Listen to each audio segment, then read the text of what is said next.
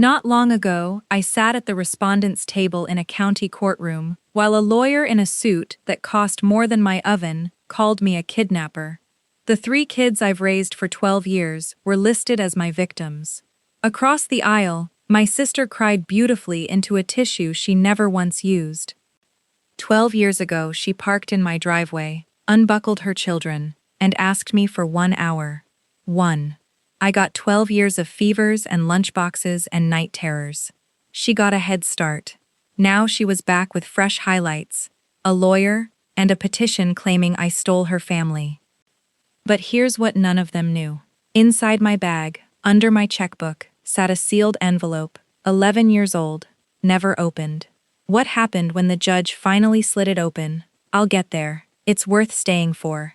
Let me take you back. I was 26, renting a worn house on Cherry Lane, working diner shifts, saving for culinary school. My sister Kendra pulled into my driveway that Saturday morning, with Ellie on her hip like a purse she'd grown tired of. Ellie was 1, running a fever. Jonah was 3, half asleep. Mara was 5, holding everyone's shoes. Kendra dropped 2 garbage bags of clothes on my porch, pressed the diaper bag into my arms, and promised me 1 hour. Then she was gone. She never came back. By Tuesday, her apartment was empty. Not ransacked, emptied. Crib sold, hangers gone, a truck seen loading out the week before she ever showed up at my door. She hadn't left her kids with me for an hour. She'd unloaded her whole life onto my porch, like a last errand on a moving checklist. My mother kept saying she'd come back, that she was their mother, like it was gravity. I wanted to believe it too, while I bought a car seat at a yard sale and learned that Ellie only slept with the dryer running, that Jonah wheezed when he cried too hard, that shame is a luxury you learn to stop affording. I dropped my culinary school application in a drawer and picked up every shift the diner would give me. The first real wall wasn't money. It was a kindergarten registration form with 1 line at the bottom, signature of parent or legal guardian. The secretary slid it back to me gently. "You're going to need paperwork, honey." And paperwork needed my sister. The wall became a verdict 14 months in, at 2 in the morning, in an emergency room, with Jonah's ribs pulling for air. A nurse asked if I was his mother, his legal guardian. No, and no. He was treated. Hospitals do that. But a social worker found me in the hallway afterward and laid it out plainly. I had no standing. None.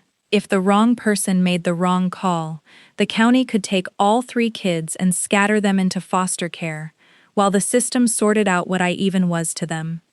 I hired a lawyer that Monday, and a private investigator the same week. 9 days later, he found Kendra working a lounge outside Tulsa under her maiden name. I drained my culinary fund and drove 900 miles. She met me at a motel because she didn't want me seeing where she actually lived. Flipped through the custody papers like a menu, and asked what was in it for her. She wrote her price down herself, in that same looping handwriting our mother used to praise. I paid it. A notary stamped the seal at 3 o'clock. On my way out, Kendra lit a cigarette and told me I'd always wanted to play house with her kids. I told her I wasn't playing anything. I was just the one who stayed. Then I drove 900 miles home, with a folder worth more than my car. The court granted me legal custody that fall. 5 years later, I tried to close the door for good and terminate her rights outright. It died in the system when she hired a lawyer just long enough to object, then vanished again. The law leaves a door cracked for mothers. I learned to sleep next to a cracked door. Life got good anyway. I opened the Bluebird Bakery. I bought the house on Cherry Lane so the kids wouldn't have to move again. I packed thousands of lunchboxes, sat through a broken wrist and 2 science fairs, and 1 heartbreak that required emergency pancakes. And every June, 1 blank postcard showed up in my mailbox. No signature, no message, just proof that somewhere out there, she was keeping track of us. 8 months ago, my mother died at her kitchen table. Kendra didn't come to the funeral. The will left the farmhouse and the insurance money in trust for the 3 kids' futures. I was named trustee. Kendra's name appeared exactly once, in the sentence lawyers write for someone who was thought about and decided against. A statutory notice still had to go out to her last known address. A flare fired over a dark ocean. I let myself believe it had sunk. Then, on a Tuesday morning, a rental car parked outside the Bluebird, and a woman in a white coat and sunglasses walked in like a customer and said, "Hello, T." She performed beautifully. Sickness, recovery, a place where she could finally be what her children needed. I asked her one question: "Where were you when Mom was buried?" and watched the performance stutter for half a second before she recovered and told me she wanted her babies back. A week later, the papers came in 2 layers. The first was a custody petition claiming the 12-year-old signature I'd driven 900 miles for was forged, calling the years I'd given those kids a wrongful retention, kidnapping, for the paper to quote.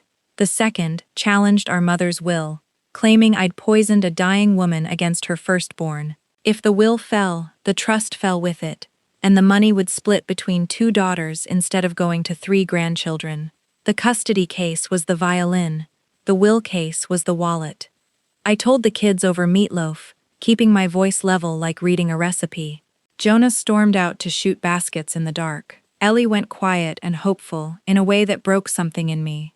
Hope with the safety off, for a mother who was a story other people told her. And Mara, 17, stacked the plates and asked me for the real reason her mother left. I gave her the smooth stone I'd sanded for a decade. "She got lost, honey." Mara looked at me with our mother's eyes and said, "I'm not 5 anymore, T." Then she went upstairs, and I stood there understanding that the story I'd built to protect them had started rotting under the floorboards. At the first hearing, Kendra's lawyer called my life a kidnapping in slow motion. My lawyer put the custody order on record and killed the criminal talk outright. You can't steal what a court handed you. But the forgery claim did exactly what it was built to do. A signature can't defend itself. The judge ordered a handwriting expert, appointed a guardian to speak for the kids, and granted Kendra 2 hours of supervised visitation a week. It doesn't sound like much until you've had every hour for 12 years, and then it's a hole drilled in the bottom of a boat. Afterward, my lawyer asked if I had anything else from that day at the motel. Anything at all. I told her I had something. I'd rather not use it. She told me not to lose it. I watched the first visitation through a window. Kendra was magnificent. The exact sneakers Jonah had posted about. The pens Ellie hoarded money for. The shirt from the band on Mara's wall. Social media is a gift registry, if you're shameless enough to read it. Ellie glowed. Jonah thawed by degrees. Only Mara stayed upright, polite, watching her mother like a witness watching a suspect. The will hearing came before the handwriting expert ever took the stand, and that's where the envelope finally left my bag. 11 years unopened, sealed the same afternoon in that motel room, handed to the notary as a private safeguard the moment I understood exactly what my sister was capable of trading away. I hadn't known, back then, if I'd ever need it. I only knew I might. The judge read the return address, looked at me, and asked if I was prepared to have it opened on the record. I said I was.